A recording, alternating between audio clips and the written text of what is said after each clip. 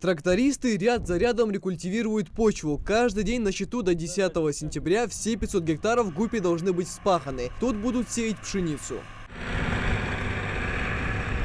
Обычно за культивацию земли в Гупе принимаются сразу после сбора урожая, но в этот раз работу пришлось отложить из-за сильной засухи. При обработке сухой земли, как делится замдиректора ГУПа Хусейн Албагачиев, почва теряет влагу, что может привести к гибели большей части урожая. На поля вышли, как только прошли трехдневные дожди, готовить чернозем к посеву.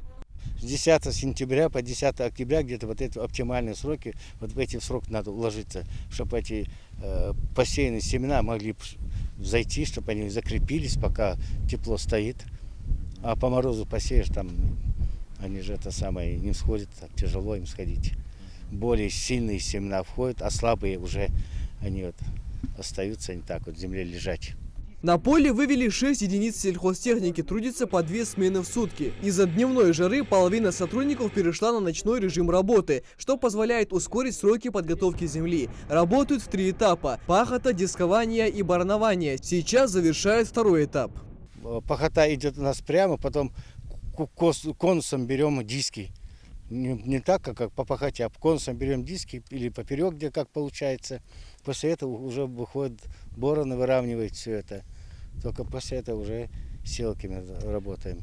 В этом году планируют посеять уже знакомый для ГУПа сорт семян Юга. В прошлом выбор пал на синева, но семена оказались неустойчивыми к сухой погоде. Так, ожидаемый вал в 40% с гектара снизился до 26%. Мы хотим Юга взять, потому что они жароустойчивые у нас. Это, кажется, нам вот это вот семена подходят лучше. 45-50 центнеров с гектара мы брали.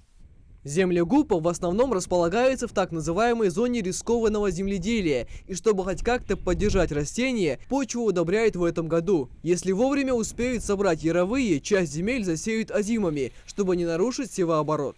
Севооборот – это основная самая причина от этого, от схожести, от этого. Главное, чтобы предшественник был или кукуруза, или другие сорта. Но мы планируем на следующем году, вот, или вот, чтобы земля обогащать ее, или рапс, или другие сорта посеять, как удобрение. В следующем году в ГУПе рассчитывают собрать до 40 центнеров с гектара. Правда, аграрии с прогнозами пока не спешат. Урожайность – дело непредсказуемое. Слишком много факторов влияют на это. А насколько оправдался труд хлеборобов, покажет весенний сбор.